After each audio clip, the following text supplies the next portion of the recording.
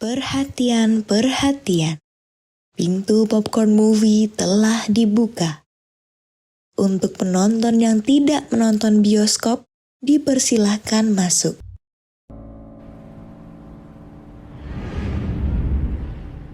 Diawali dengan memperlihatkan sebuah sekolah SMA di Jepang bernama Susuran, yang mana sekolah ini didirikan berdasarkan tidak ada alasan karena selain para guru tidak pernah mengajar, para murid pun bisa seenaknya keluar masuk kelas berpakaian tanpa aturan dan hanya gelut saja sepanjang hari, dan kisah akan berfokus pada seorang murid baru bernama Takiya Genji.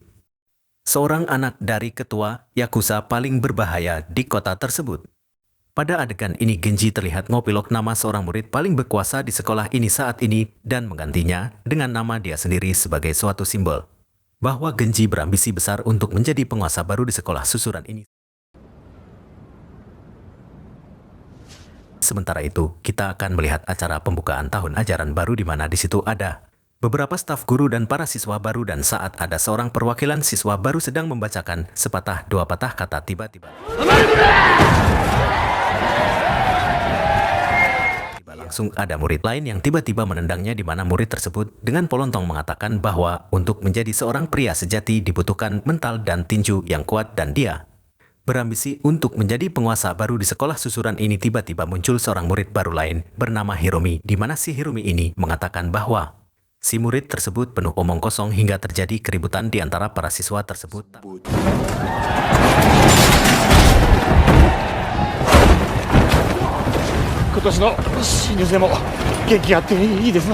Tak lama satu sekolah pun ikut dengan kemunculan para Yakuza di luar, di mana mereka sedang mencari salah satu murid bernama Serizawa karena si Serizawa ini telah membuat salah satu anak buahnya masuk rumah sakit. Ini adalah Ken, salah satu orang kepercayaan bos dari kelompok Yakuza ini, di mana dia disuruh membeli minuman oleh rekan setimnya karena dianggap kurang memiliki SIM A untuk mengertak para murid di sekolah Susuran ini.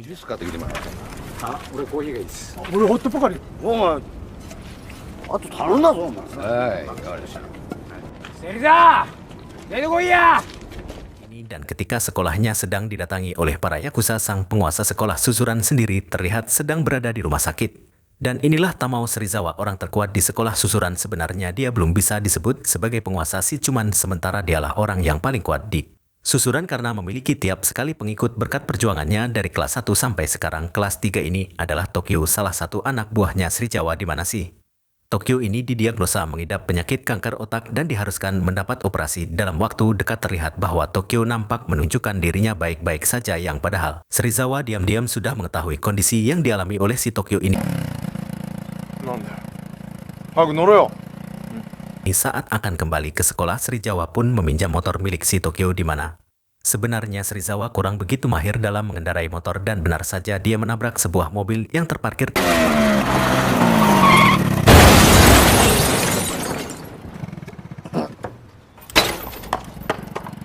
Tak lama muncullah polisi yang sedang mencari Serizawa, di mana polisi tersebut berniat untuk menangkapnya atas tindakan kekerasan yang membuat salah satu anak buah Yakuza masuk rumah sakit. Terjadi keajaran beradrenalin di antara mereka berdua, di mana mobil yang dikendarai Pak Polisi akhirnya terguling yang membuat Serizawa mendapat masalah baru. Sementara itu para Yakuza tadi masih berteriak dengan memanggil nama Serizawa, tapi justru yang muncul adalah Takiya Genji, di mana saat Genji hanya numpang lewat, para Yakuza itu pun langsung menyerangnya, yang justru mereka sendirilah yang harus babak belur oleh Genji seorang.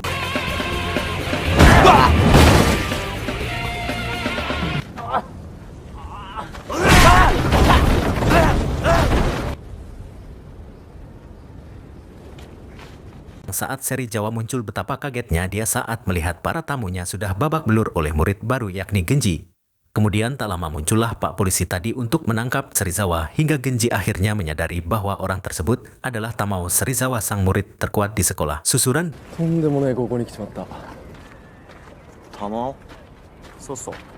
Dan inilah True Zero.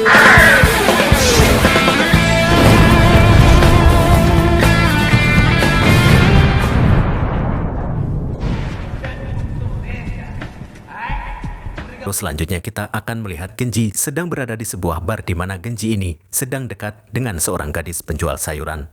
Bernama Ruka ini parasnya Genji sendiri sebenarnya orang yang cukup baik dan tidak terlalu suka bertarung, namun karena itunya sebagai seorang anak ketua Yakuza di kota tersebut membuatnya mau tidak mau harus bisa menguasai sekolah susuran untuk menunjukkan kepada ayahnya bahwa dia cukup berpotensi untuk menggantikan posisi ayahnya kelak. Singkat cerita, esok pagi pun tiba ketika Serizawa dan gamenya sedang bermain ludo. Tiba-tiba muncullah Genji yang langsung menantang Serizawa untuk bertarung, namun beruntung Tokyo yang merupakan sahabat lama Genji waktu di SMP dengan cepat menahan Serizawa untuk tidak meladeninya.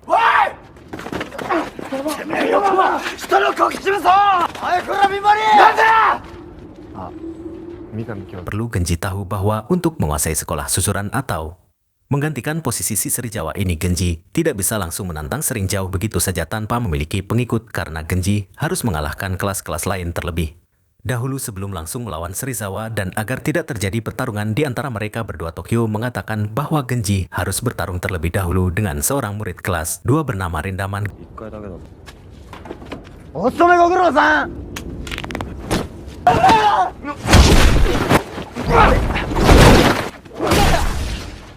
Genji pun mulai mencari di mana keberadaan Rindaman kepada para murid di sana, di mana para murid tersebut mengatakan bahwa Rindaman adalah sosok monster yang mustahil dilawan, yang mana dikabarkan bahwa si Rindaman ini pernah mengalahkan 50 orang hanya sendirian saja, dan itu sudah menjadi bukti kuat bahwa Rindaman bukanlah sosok yang sepadan dengan Genji. Dan saat kemunculannya, Genji akhirnya bisa melihat langsung seperti apa si Rindaman ini, di mana dia memiliki perawakan tinggi besar dengan sepatu boot dan jaket hoodie yang dipakainya, sehingga Genji merasa bahwa ini bukanlah yang tepat untuk melawannya.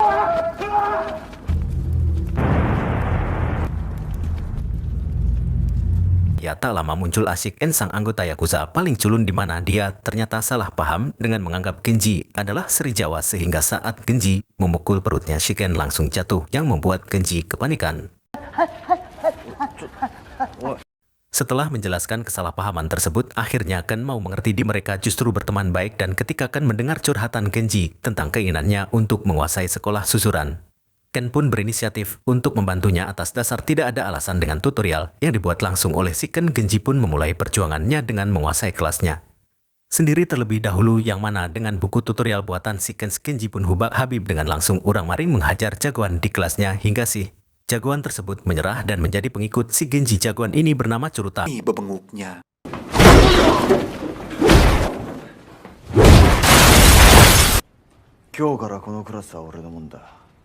Dengan Cuta di pihaknya, Genji pun diberi penjelasan tentang struktur kelompok terkuat di susuran, dimulai dari kelas 2, sebuah kelompok geng motor yang diketuai oleh Bando, tapi mereka tidak ada hubungannya dengan susuran karena lebih fokus untuk menguasai jalanan ketimbang sekolah susuran sendiri. Selanjutnya ada kelas 1 yakni trio Ibizuka yang diketuai oleh Hiromi yang kita lihat tadi di awal memiliki 2 rekan lain yakni si masker dan si rambut kepang. Lalu ada Rindaman yang pernah ditemui langsung oleh Genji tadi, namun Juta menjelaskan bahwa Genji tak perlu melawannya karena dia lebih mirip seperti seorang monster berada di level lain dan menghindari pertarungan yang ada di susuran, karena monster yang sesungguhnya adalah si Tamao. Serizawa, ketua kelompok paling kuat di susuran, memiliki anak buah yang kuat-kuat, diantaranya ada Tokaji, sang ahli strategi dan merupakan otak dari semua aksi yang dilakukan oleh si Serizawa.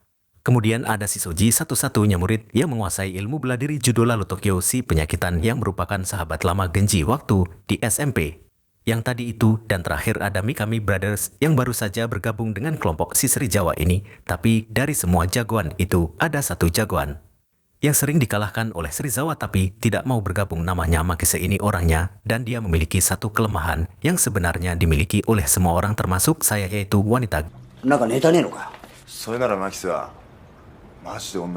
Genji pun menemui Ruka dan memintanya untuk mengajak teman wanitanya datang ke sebuah bar untuk kemudian menemui Makise dan mengundangnya dalam sebuah pertemuan bernama Lope Lope.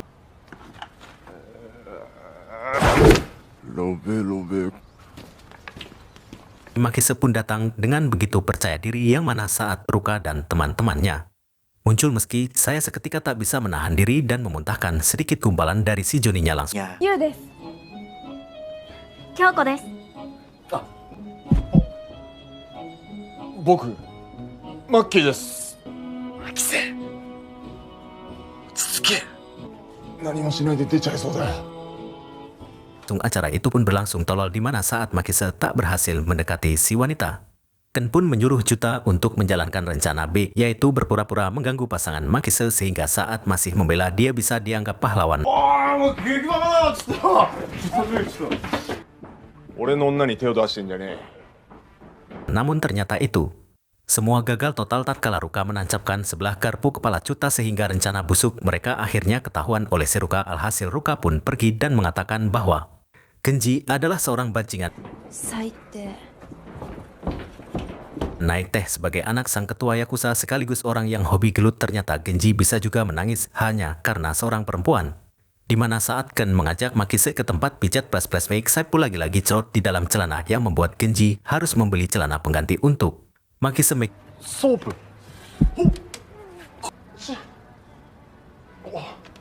しまった。どんなマッションリーダーだよお前。じゃねえかよ。 Makise pun akhirnya mau bergabung dengan Genji dan mereka akan bersama-sama berjuang untuk mengalahkan si Seri Jawa. Setelah Makise bergabung, Genji pun menemui jagoan lain.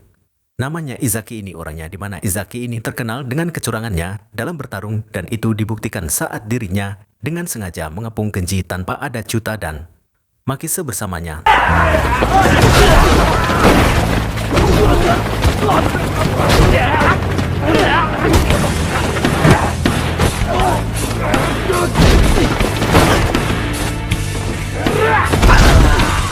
Tapi apa yang terjadi melihat semangat bertarung Genji yang berulang kali bangkit dari ketidakberdayaannya, Izaki pun terakhirnya simpati dan memutuskan untuk bergabung dengan Genji.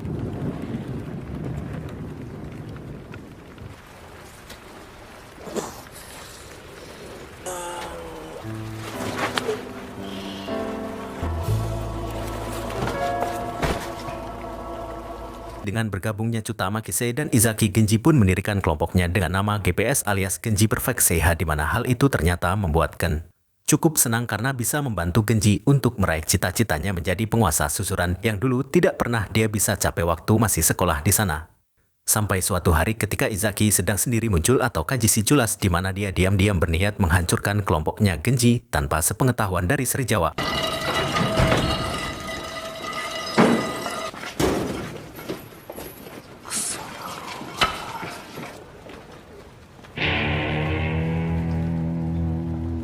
Sakit. Alhasil, Genji pun marah besar di mana dia memutuskan untuk langsung menghajar semua jagoan yang ada di setiap kelas demi mendapatkan pengikut secara cepat dan segera melawan Seri Jawa untuk menguasai sekolah susuran.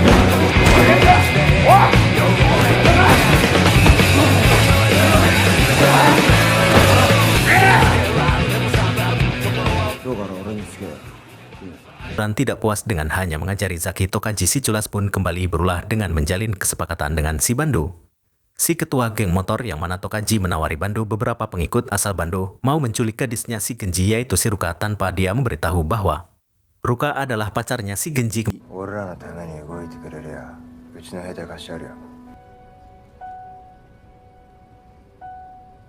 Kembali ke si Ken, di mana bosnya akhirnya mengetahui bahwa Ken berteman dengan anak dari ketua Yakuza saingannya, yang mana si Ken disuruh untuk membunuh ayahnya Genji sebagai permintaan maaf atas semua kegagalan yang telah dilakukannya. Namun karena sudah merasa dekat dengan Genji dan tidak tega jika harus membunuh ayah sahabat sendiri, Ken pun nekat tidak melakukan hal tersebut dan justru menemui ayahnya Genji dan menitipkan sepucuk surat untuk anaknya.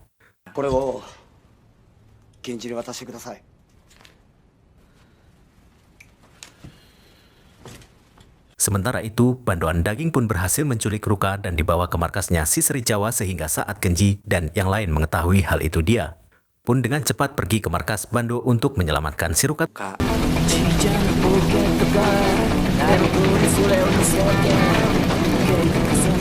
Terjadi pertarungan antara gamenya Genji melawan geng motornya si Bando, di mana saat Bando muncul dia pun menjelaskan bahwa dirinya tidak mengetahui bahwa Ruka adalah pacarnya Genji, hingga akhirnya terkuaklah bahwa Tokaji si Culas telah mengadu domba kelompok mereka berdua untuk kepentingan kelompok si Seri Jawa. Namun karena anak buah Bando babak belur oleh Genji dan kelompoknya, Bando pun meminta satu telinga Makise sebagai permohonan maaf atas semua keributan yang telah Ditimbulkannya namun sebagai ketua yang gentle, Genji memilih untuk memotong telinganya sendiri, di mana hal itu merupakan sikap tanggung jawab seorang cowok sejati, dan karena melihat itikat baik dari Genji, Bando pun tidak membiarkan hal itu terjadi. そんな汚ねえ耳いらねえよ。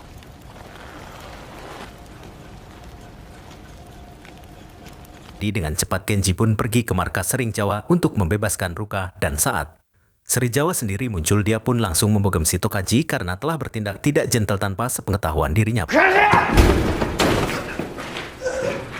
んなことするぐらいならな、真っ向から突っ込んで潰された方がよっぽど。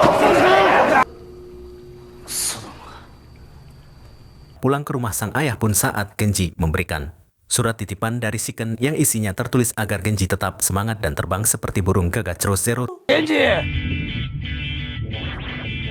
Teppen toreo! Tibalah hari di mana Genji akan melawan kelompok Serizawa. Genji, Maki, Secuta, Izaki, dan pengikutnya pun berjalan di tengah hujan yang deras, yang mana hal itu sama sekali tidak membuat mereka gentar karena payung yang mereka bawa cukup bagus dan mahal. Di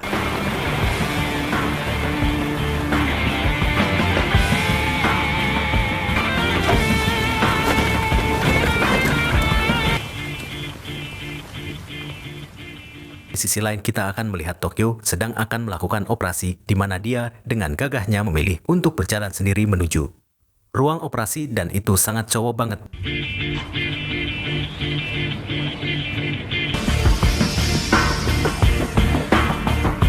Bersamaan dengan Tokyo di operasi, Genji pun akhirnya tiba di lapangan sekolah susuran untuk bertarung melawan Serizawa, yang mana saat waktunya dimulai muncullah si culas Tokaji yang akhirnya dimaafkan oleh Serizawa dan dibiarkan untuk ikut bertarung dengannya, dan saat waktunya dimulai Genji pun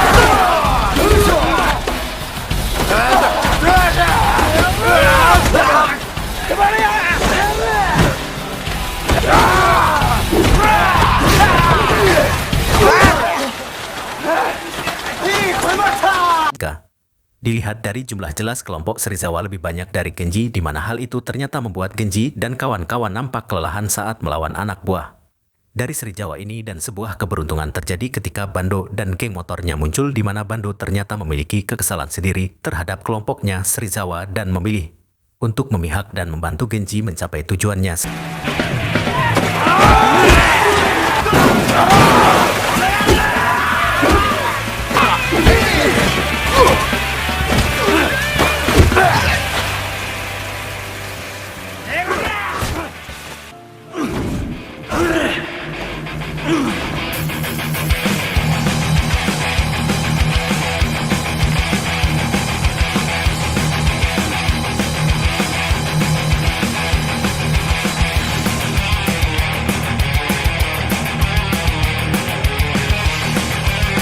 Setelah pertarungan berlangsung sengit, semua orang pun terlihat sudah tak berdaya terkecuali Genji dan Serizawa, di mana Genji membutuhkan rambut kerennya seolah dirinya sedang memakai samput.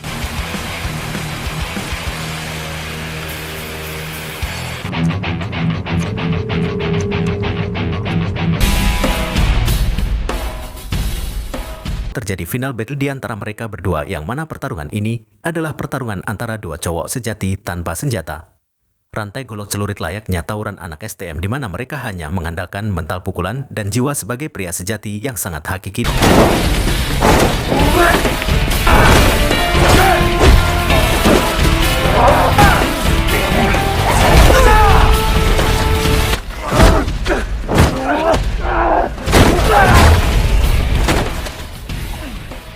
Dan ketika mereka berdua tersungkur, Serizawa terlihat sudah tak kuat berdiri hingga dia mengaku kalah dari Genji.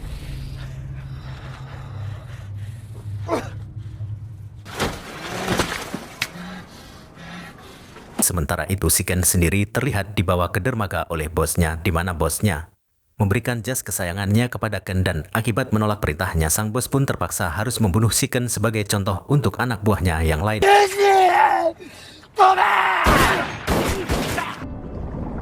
Genji!